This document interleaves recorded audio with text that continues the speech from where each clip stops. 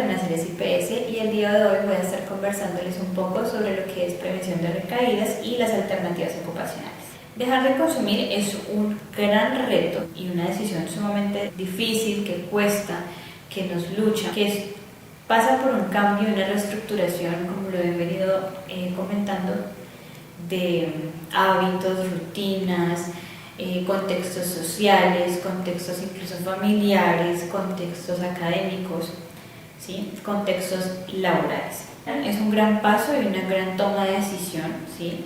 Difícil de tomar, ¿sí? Que implica un cambio profundo en muchos aspectos, como los venía comentando, ¿sí? Los anteriormente mencionados, y que tienen diferentes connotaciones en nuestros diferentes desempeños, en diferentes contextos pues, en los que se desenvuelve cada persona. Sin embargo, no es esta etapa la más crucial, o sea, la etapa de dejar de consumir y la etapa de dejar a un lado las drogas y las sustancias no es la etapa crucial. La crucial es lo posterior, ¿no? Es la etapa la más complicada. ¿Por qué? Porque es la que incluye realmente cuáles fueron las estrategias adquiridas durante el proceso intramural por los usuarios para afrontar las diferentes adversidades que nos depara la vida.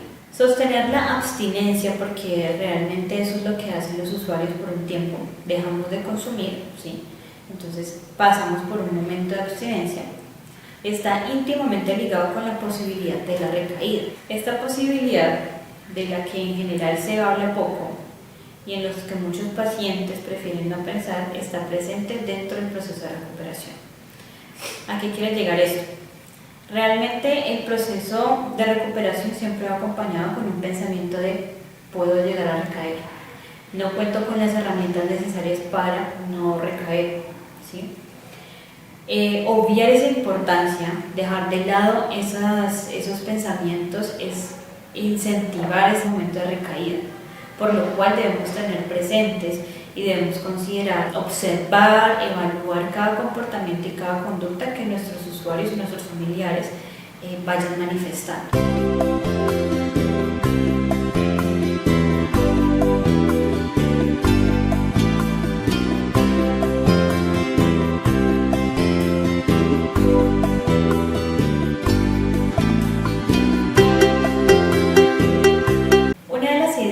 Más importantes que tenemos que tener en cuenta durante el proceso de rehabilitación de nuestros familiares es que la abstinencia no es sinónimo de recuperación. El dejar de lado las drogas es una gran parte del proceso de recuperación, pero no es todo completo. ¿Qué incluye el proceso de recuperación? Incluye reestructurar hábitos y rutinas, incluye eliminación completamente de contextos en donde normalmente consumíamos, incluye modificar conductas, incluye aprender y reaprender habilidades sociales básicas como lo que son las escuchas, la elaboración de preguntas, iniciar una conversación, ¿sí? Para posteriormente llegar a habilidades sociales más complejas como la empatía, el trabajo en equipo, tener comportamientos y conductas sociales adaptables precisamente para la sociedad y que nos podamos desempeñar adecuadamente dentro de ella. Dejar de consumir trae consigo una parte sumamente importante y es la del trabajo personal, ¿sí? Sin esta segunda parte, la abstinencia se sostiene durante un tiempo, pero luego la persona puede llegar a recaer. ¿En qué consiste el trabajo personal? Consiste en alimentar procesos atencionales, habilidades cognitivas, habilidades sociales, como les decía ahorita anteriormente. Consiste también en hacer un proceso realmente de espíritu, en hacer un proceso de conciencia, en hacer un proceso de un sentido de vida.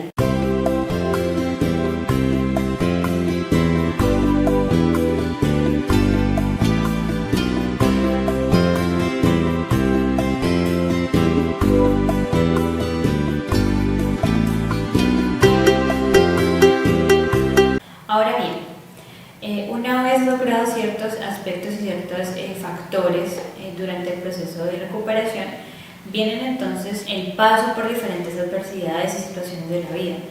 Entonces, algunas veces las recaídas tienden a manifestarse o tienden a ser señaladas por algunos mitos. Uno de los mitos es entonces que la recaída es simplemente una señal de fracaso.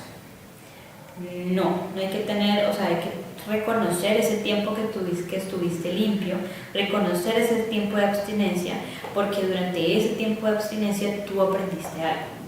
Durante ese tiempo de abstinencia generaste estrategias y herramientas para el afrontamiento de diferentes sucesos de la vida y para el incremento del componente psicosocial, que tiene que ver mucho con la motivación, que tiene que ver mucho con cómo me relaciono yo con el otro. Un ejemplo que traigo a colación, y es una metáfora que va acorde al tema, y es las personas que durante un inicio aprendemos a montar bicicleta. Entonces, la primera montada probablemente nos caímos, volvemos y nos levantamos y nuevamente volvemos a empezar nuevamente a aprender ese proceso. Entonces, la primera vez que me caí, aprendí de ese proceso. Entonces, no hay que dejar de lado el hecho de que tú empezaste un proceso y adquiriste ciertas herramientas. La recaída te deja qué otras herramientas tú puedes empezar a identificar, a trabajar, que no trabajé anteriormente en el proceso intramural, qué fue lo que me faltó, qué fue lo que incluso evité, porque eso suele suceder. Durante el proceso de internación los chicos suelen evadir, ¿sí?, ciertos temas, los que conocemos como reservas, ¿sí? Una reserva puede ser otro tipo de consumo, otra sustancia. Una reserva puede ser incluso una persona, que incluso esa persona nos puede conllevar nuevamente a un consumo o nuevamente a la adicción de otro factor. Pasa muchas veces incluso con los chicos que recién salen de su proceso intramural y pasan a desprendimiento gradual. ¿Qué sucede? Que siguen habiendo comportamientos compulsivos y pensamientos impulsivos. Es decir, ya no es la adicción entonces una sustancia, sino que se convierte entonces el exceso de comida, desestructuración nuevamente de hábitos y rutinas, poca limpieza del hogar, poco aseo personal, poco desempeño en actividad de autocuidado. Todo ese tipo de cosas nos llevan a identificar entonces esta persona si realmente ha identificado que tiene que trabajar otras conductas para evitar la recaída. Muchas veces hay chicos que ingresan 3, 4 veces a rehabilitación y siempre mi respuesta o mi bienvenida a su ingreso es: seguramente los procesos anteriores no eran tus procesos, este es tu proceso. ¿Por qué? Porque anteriormente pudieron no haber trabajado otro tipo de reservas, como le llamamos, ¿sí? Entonces, en este momento y en este proceso vuelven y se identifican o se identifica lo que no se trabajó para poder entonces seguir y continuar fortaleciendo el desempeño de esa persona.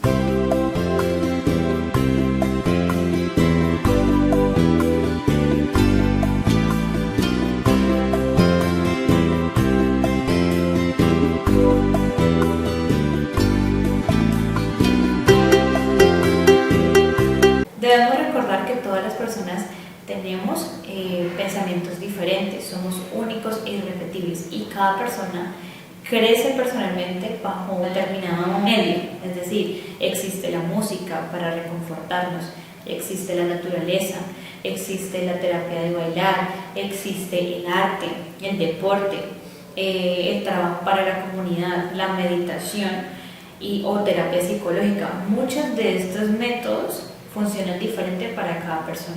Cada persona crece de manera personal de una manera distinta. El hecho de que a mí me funcionó una terapia no significa que a otra persona le funcione.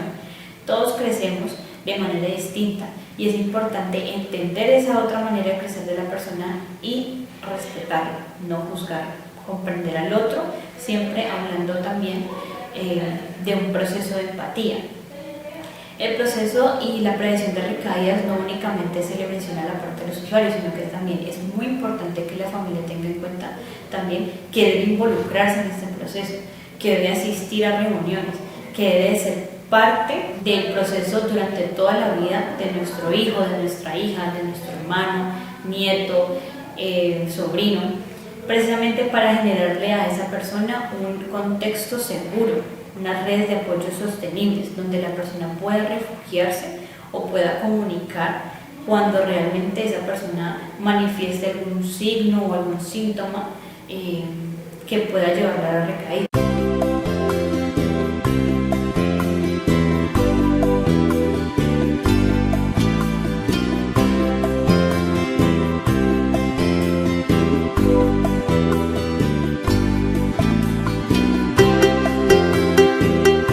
Es importante recordar otro mito, y es que se tiende a decir que la recaída es por falta de motivación. La tendencia a reincidir es muy común, ¿sí?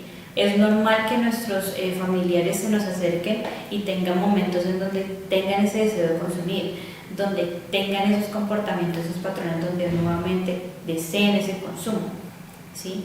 No se puede olvidar que una adicción es muy difícil de tratar y que es muy difícil de desarmar. ¿Por qué? Porque ya venía estructurando un desempeño, ya venía estructurando hábitos y rutinas, y desestructurar esa parte es demasiado difícil. Sin embargo, no es imposible. El consumo es algo construido, como les venía diciendo, durante mucho tiempo.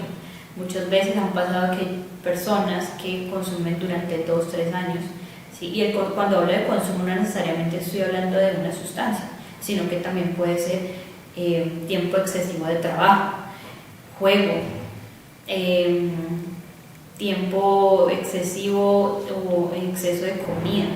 Todo ese tipo de factores que cuando intervienen en nuestra funcionalidad se vuelve entonces una adicción. Esto entonces se evidencia que durante mucho tiempo se construye y no se puede derrocar de una manera tan sencilla. Sí, no se puede desmontar de un día para otro. Y creer que es falta de motivación es un mito, porque todos los días, cada día se lucha por llevar y tener una vida mejor, porque cada persona, cada usuario, cada familiar se levanta realmente queriendo cambiar y modificar conductas. Como les digo, esto no es sencillo de hacer, pero tampoco imposible. Sin embargo, la falta de motivación es realmente un mito que se le lanza a la persona cuando se piensa que recae.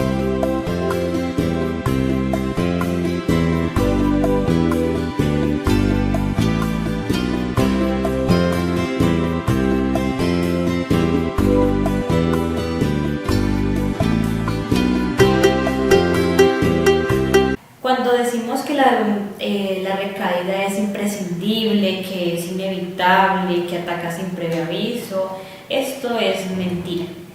¿Por qué? Porque las recaídas avisan, lo que les decía anteriormente. Se anuncian pequeños signos o síntomas que el paciente puede identificar si es lo suficientemente sincero consigo mismo. Es decir, pequeñas señales como comportamientos inadecuados, es decir, nuevamente consumo excesivo de comida, puede ser, ¿sí? Exceso en internet, patrones de sueño inadecuados. Esto nos está llevando nuevamente al consumo, irritabilidad, falta de comunicación, ¿sí? Entonces las recaídas sí son predecibles, vuelven a tener esos pequeños síntomas, vuelven a evidenciar esos pequeños signos. Por eso es importante que las personas, nuestras familias y redes de apoyo, y que los usuarios mismos hagan un proceso de parte de la familia de observación y análisis, y que los usuarios vivan el solo por hoy y el aquí y el ahora, y estén constantemente en una autoevaluación, en una autoobservación. Es decir, ¿cómo me comporté hoy? ¿Qué actividades hice que dije que iba a realizar? ¿Hice mi tarea hoy? Hice el aseo hoy en la casa, colaboré con ciertos criterios en la casa, colaboré con las normas en casa, y que esa persona empiece a evidenciar y a identificar, entonces, ¿se está llevando a cabo esos procesos y este desempeño adecuadamente o no? Y cuando logre esa persona comunicar, y cuando logre esa persona decir, oye, está pasando esto, entonces fomentar esa red de apoyo, fomentar el hecho de que pueden participar de los grupos de NA, por ejemplo, que son los grupos que son grupos de apoyo, ¿sí? También incluso acercarse, por ejemplo, a la EPS y adquirir de los servicios como psicología, psiquiatría, terapia ocupacional, trabajo social, que aseguramos completamente la protección del usuario y mejorar esas herramientas y fortalecer esas herramientas para evitar la recaída y nuevamente mejorar ese desempeño ocupacional en las diferentes áreas y en las diferentes relaciones interpersonales.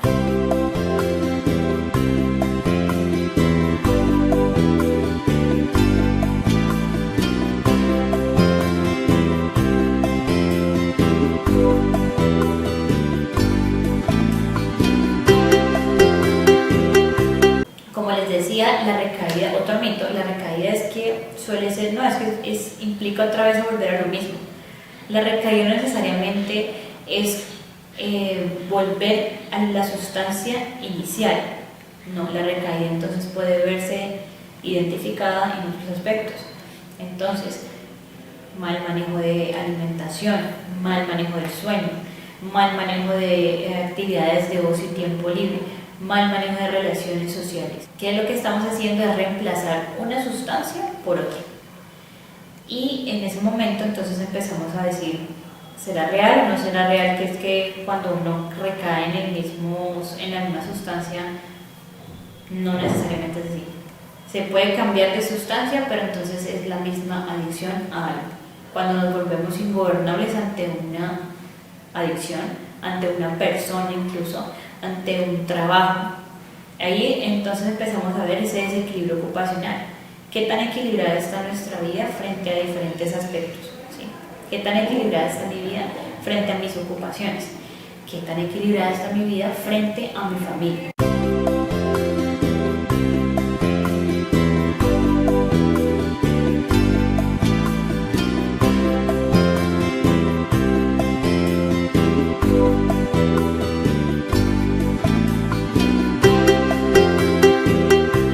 Otro mito importante es que una recaída cancela todo el progreso realizado.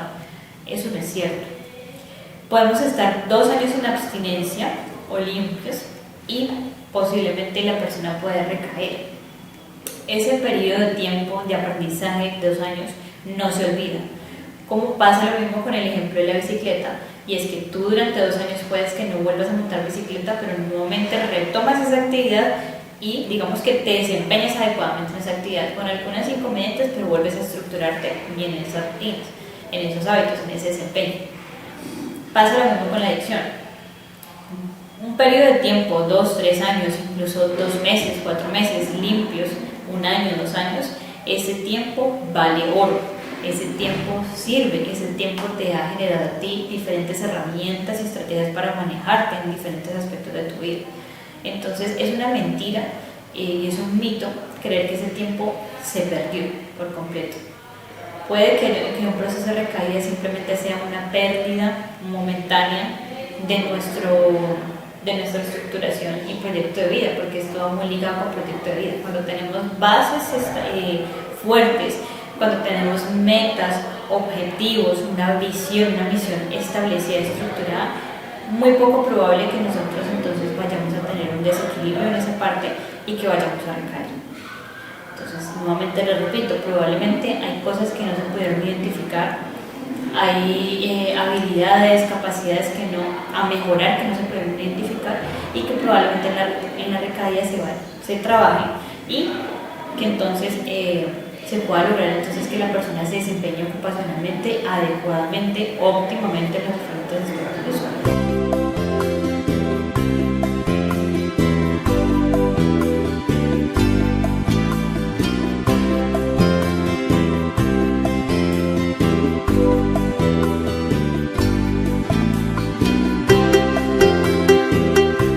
Ahora bien, con todo lo anterior viene otro mito, y es, si una recaída no es el fin de la recuperación, entonces está bien tener alguna. Falso. Esta pues, es una falsa idea para justificar entonces su deseo de volver a consumir. Entonces allí tenemos que ser muy analíticos, observar, ¿sí? Evaluar, entonces realmente y preguntarse, ¿realmente estoy justificando esto de la recaída para volver a consumir? Cuando hacemos esa evaluación, que es lo que les decía, vivir el aquí y el ahora, vivir solo por hoy, de hacernos una autoevaluación constante, de hacernos esa autoobservación, es ser sinceros también con nosotros mismos y manifestar: tengo ganas de consumir, creo que estoy utilizando esta estrategia para volver a consumir, ¿sí? Y poder entonces comunicarlo y que realmente se realice un trabajo óptimo, se realice un trabajo con apoyo, se realice un trabajo incluso desde el amor propio, desde el amor mutuo, ¿sí? Para mejorar entonces nuestros estilos de vida.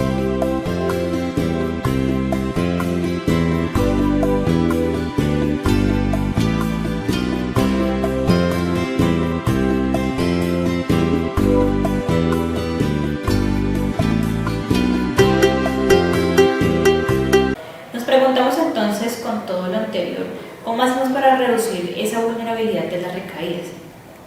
Les voy a dar unas pequeñas estrategias y son las siguientes.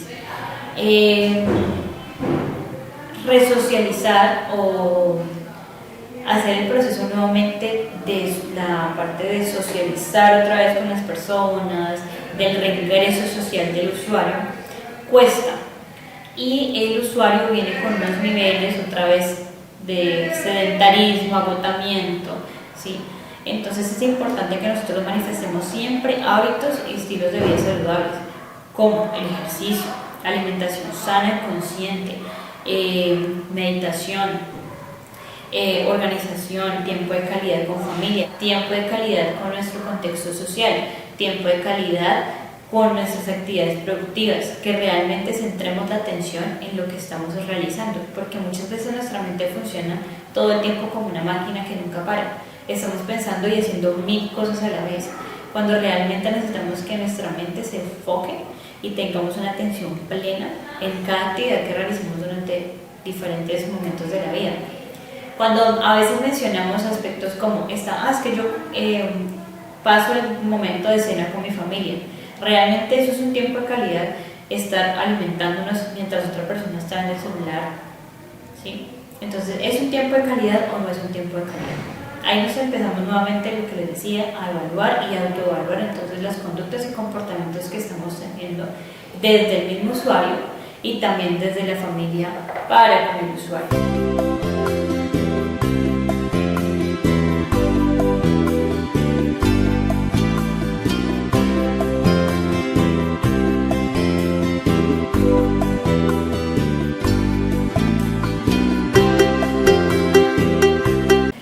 Evitar también por parte de la familia las presiones familiares, que si ya estás trabajando, que si ya estás estudiando, ya tienes novia, todo ese tipo de preguntas que normalmente suelen realizarle los usuarios generan en ellos una presión constante y una ansiedad por el futuro, por el que va a pasar.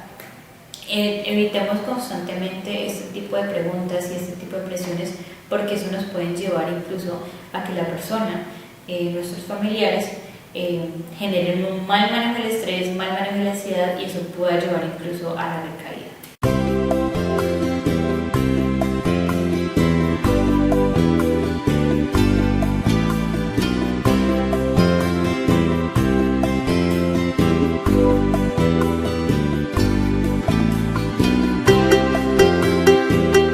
También tenemos que evitar, o simplemente evitar, no, observar los picos de ánimo que tienen nuestros familiares, que están a veces exacerbados y otras veces están más planos. Entonces, cuando vemos una persona que está realmente contenta, feliz, que está haciendo todo bien, hay que ponerle un freno a esa persona. ¿Por qué? Porque cuando una persona tiene ese síntoma exacerbado de emociones, que está contenta, eufórica, normalmente no escucha. La escucha es una habilidad social básica. Cuando no la tenemos, entonces no tenemos y ni caemos en cuenta de nuestros errores. Entonces es importante hacer un stop, evaluar y preguntar: oye, estás teniendo emociones muy fuertes, tienes que sentarte a pensar, tener tu principio de realidad, ¿sí? Evalúate, ¿sí? Hazte una introspección, un análisis de si realmente lo que estás haciendo está generándote algo adecuado y si de pronto te está exacerbando otro tipo de comportamientos que nos pueden llevar también a una recaída. Evitar a toda costa las personas, lugares, situaciones, ¿sí? En donde era de fácil acceso la droga. Yo les hablaba a ustedes del proyecto de vida en anteriores ocasiones y les decía que era sumamente importante la eliminación de contextos en donde fuese un riesgo para nuestros familiares. Esto es sumamente importante. ¿Por qué? Porque nuestro cuerpo, mente, alma tiene memoria. Si nosotros utilizamos brackets pero no utilizamos frenos, se nos van a torcer nuevamente los dientes. Pasa lo mismo con cualquier aspecto de nuestra vida. Si nosotros salimos de un contexto para ingresar al proceso intramural, adquirir ciertas estrategias y herramientas para luego nuevamente volver a un contexto donde tenemos que sobrevivir de otra forma, no lo estamos haciendo bien. Tenemos que ser claros y conscientes de que tenemos que eliminar por completo todo tipo de factores de riesgo que nos vayan a generar en nuestros usuarios, en nuestros familiares, una recaída. Otro mito que me parece importante hablar y es el mito de la oveja negra. Muchas veces decirle a alguien que es la oveja negra de la familia es cargarla de responsabilidad negativa, llenándola de culpa y prejuicios sin antes tomarse la tarea de entenderla. No es que sea una oveja negra, solo está aprendiendo de su proceso y le están tratando de enseñar a la familia que existen otras maneras de pensar y ver el mundo. Lo que les decía anteriormente, cada persona es un mundo, cada persona tiene una manera de pensar y de crecer personalmente, ¿sí? Y no podemos juzgar el proceso de nuestros hijos, nietos, sobrinos, hermanos, por la manera en que nosotros podríamos asumir una situación, ¿sí? Es la misma situación con hermanos, por ejemplo, tenemos la misma situación, pérdida, algo traumático que nos haya causado la vida, pero asumimos las cosas de una manera totalmente diferente y eso lo debemos respetar y eso lo debemos también aprender, comprender, ¿sí? Y conversar. Esas son entonces una de las claves para evitar entonces las recaídas, para evitar que nuestros familiares se vean expuestos a esa situación, ¿sí? No hay que esconderse, hay que tener en cuenta que uno debe tener la valentía para iniciar una conversación, que uno debe tener el valor para comunicar asertivamente lo que nos está pasando, lo que está sucediendo, cómo nos estamos sintiendo, si realmente estamos cómodos o no en un sitio. Hay que poner nuestros problemas en perspectiva, intentar pensar en las verdaderas consecuencias de un problema. ¿Será que si yo consumo, cuáles son las consecuencias de esa situación? Pensar antes de actuar, que nos evite obviamente el llevarnos a tener nuevamente un proceso inadecuado o un desempeño inadecuado en nuestras diferentes áreas ocupacionales, que son actividades productivas, participación en la sociedad, participación en actividades con familia. Es importante también hacernos responsables de problemas, porque los problemas pueden ser causados incluso por entes externos, pero también nos podemos ver afectados por ello. Entonces es importante comunicar, ¿sí? Decir qué fue lo que nos incomodó, qué fue lo que sucedió, ¿sí? Para poder entonces hacer un proceso responsable, sin culpar, sino ser responsable de aquello que sentimos frente a esa situación.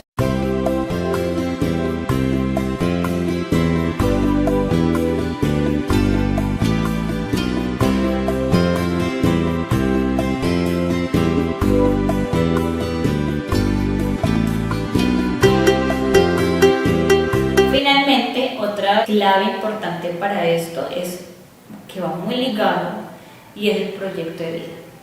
¿Por qué? Porque el proyecto de vida abarca lo que es espiritualidad, salud, aspectos familiares, económicos, académicos, ¿sí? Sociales, que hacen que el proyecto de vida nos dé un sentido de vida, ¿sí? Unas bases que son irrevocables, unas bases que son intransferibles, ¿sí? Entonces nos ayuda obviamente a aprovechar los espacios en donde tenemos actividades de ocio, tiempo libre, nos ayuda también para el logro personal, es útil para vivir buscando todo el tiempo un futuro acorde, que sea satisfactorio, que nos brinde un bienestar personal, que favorezca también el ejercicio, no solamente el ejercicio, cuando hablo de ejercicio no solamente son actividades físicas, sino también mentales. hay que alimentar constantemente nuestro cerebro, nuestro espíritu. Entonces un proyecto de vida bien estructurado hace que nuestra vida sea incluso un proceso muy alejado de nosotros, ¿sí?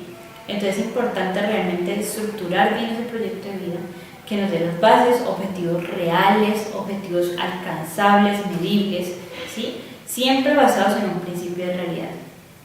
Muy importante esto, y siempre lo que manifiesto es vivir el aquí y el ahora y el solo por hoy, ¿sí? Que es entonces muy enlazado con lo que es la autoevaluación y la autoobservación, y siempre también manifestando y comunicando cómo nos estamos sintiendo una vez egresemos pues del proceso intramural.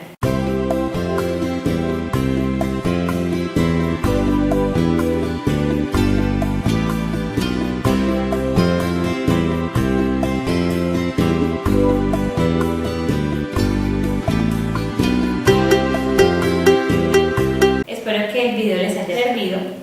Son unas pequeñas claves importantes para el manejo entonces de nuestros familiares una vez egresan de un proceso de rehabilitación, y ya saben que Renaceres cuenta con todo un personal profesional capacitado para brindarles a ustedes apoyo, ¿sí? Brindarles a ustedes estrategias, ¿sí? No solamente a los usuarios, sino también a ustedes como familia, para lograr un desempeño ocupacional óptimo, para lograr un estilo de vida saludable, ¿sí? Alcanzable, estable, ¿sí? Y que la persona mejore entonces esos estilos de vida que tenían obviamente desestructurados. Muchas gracias por la atención prestada y eso nos estaremos viendo.